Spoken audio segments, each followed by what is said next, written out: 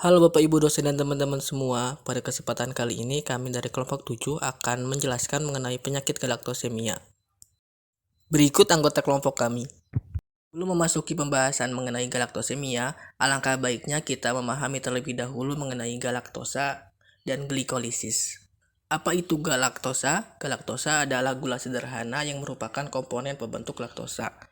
Selain tergolong dalam monosakarida, galaktosa juga merupakan golongan heksosa karena memiliki 6 atom C dalam molekulnya.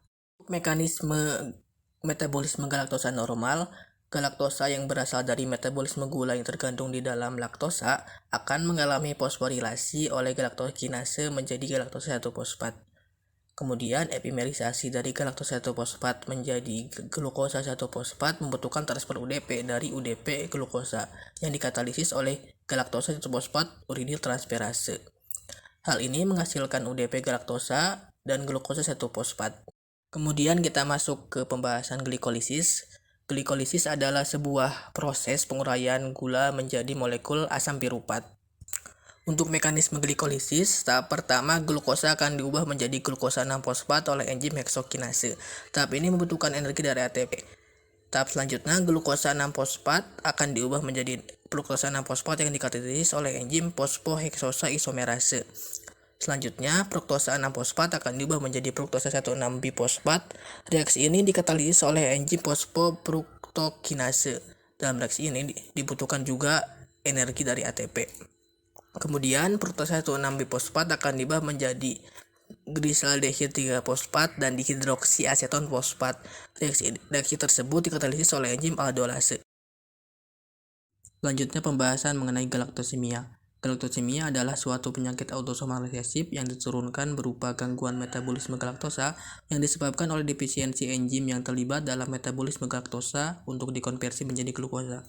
Galaktosemia yang diwariskan secara resesif autosomal memberi arti seorang anak harus mewarisi satu gen yang abnormal dari setiap orang tua sampai bermanifestasi menjadi penyakit. Anak dengan galaktosemia bisa mengalami komplikasi jangka panjang berupa kegagalan ovarium prematur dan gambaran neuropsikiatrik seperti gangguan fungsi kognitif, katarak, sirosis hati, retardasi mental, septikemia oleh bakteri E. coli, ataksia, bahkan kematian. Penyakit galaktosemia memiliki 3 tipe. Tipe pertama yaitu galaktosemia klasik. Hal ini disebabkan karena defisiensi galaktosa 1 fosfat uridyl transferase. Tipe ini merupakan kasus yang paling sering terjadi. Tipe yang kedua adalah defisiensi galaktosemia transferase. Tipe ini dipertimbangkan pada individu yang memiliki katarak, peningkatan konsentrasi plasma dari galaktosa, dan peningkatan ekresi urin galaktitol.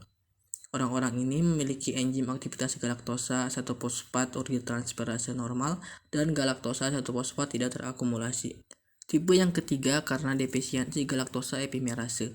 Galaktosa epimerase dapat dilihat pada individu yang memiliki penyakit hati, tuli sensorial, gagal tumbuh, dan peningkatan RBC galaktosofosfat tapi aktivitas enzim galaktosa uridyl transferase normal. Peningkatan RBC galaktosa 1 fosfat dan aktivitas enzim galaktosa 1 fosfat uridyl transferase normal pada bayi baru lahir yang sehat juga berhubungan dengan defisiensi galaktosa epimerase. Kekurangan galaktosa epimerase menyebabkan pembentukan galaktosa 1 fosfat dan UDP galaktosa tidak dapat dikonvert kembali ke UDP glukosa. Dikarenakan galaktosemia klasik merupakan kasus galaktosemia yang sering terjadi, maka di sini kami akan menjelaskan lebih lanjut mengenai galaktosemia klasik. Penyebab penyakit tipe ini disebabkan defisiensi salah satu enzim utama dalam metabolisme galaktosa, yaitu galaktosa 1 fosfat uridyl transferase atau bisa disingkat GALT. Fungsi GALT yaitu mengubah UDP glukosa menjadi glukosa 1 fosfat. Selain itu, UMP GALT intermediate juga dibentuk untuk mengikat galaktosa 1 fosfat menghasilkan UDP galaktosa. Keseluruhan reaksi ini akan membatasi tingkat produksi heksosa terhadap modifikasi post-translasi dari glikoprotein dan glikolipid. Enzim ini penting untuk mengubah galaktosa menjadi glukosa. Akibat dari defisiensi GALT, bayi tidak memiliki aktivitas enzim GLT dan tidak mampu mengoksidasi galaktosa menjadi CO2, sehingga terjadi akumulasi galaktosa yang berlebihan dalam darah yang dapat menjadi racun bagi tubuh. Bayi dengan galaktosemia klasik tampak normal saat lahir. Namun, apabila mengonsumsi ASI maupun susu formula yang mengandung laktosa, akan timbul gejala muntah, diare, hipoglikemia, sakit kuning, dan dapat mengakibatkan komplikasi serius seperti katarak, cacat bicara, pertumbuhan buruk, fungsi intelektual rendah, defisit neurologis, dan insufiensi dini ovarium. Mekanisme galaktosemia tipe 1. Dalam galaktosemia klasik, enzim galaktosa 1-fosfat uridyl transferase berkurang atau tidak ada, sehingga reaksi pembentukan glukosa 1-fosfat dari galaktosa 1-fosfat terhambat dan menyebabkan akumulasi galaktosa dan galaktosa 1-fosfat. Akumulasi galaktosa yang berlebihan dalam darah merupakan racun bagi tubuh dan dapat menyebabkan komplikasi serius.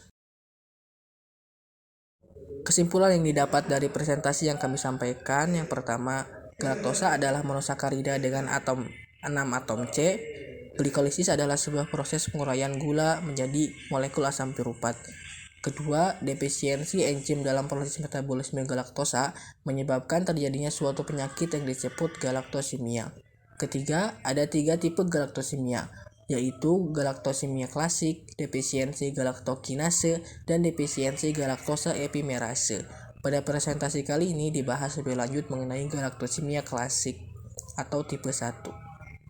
Keempat, galaktosemia klasik disebabkan defisiensi enzim utama dalam metabolisme galaktosa, yaitu galaktosa 1-fosfat uridyl transferase.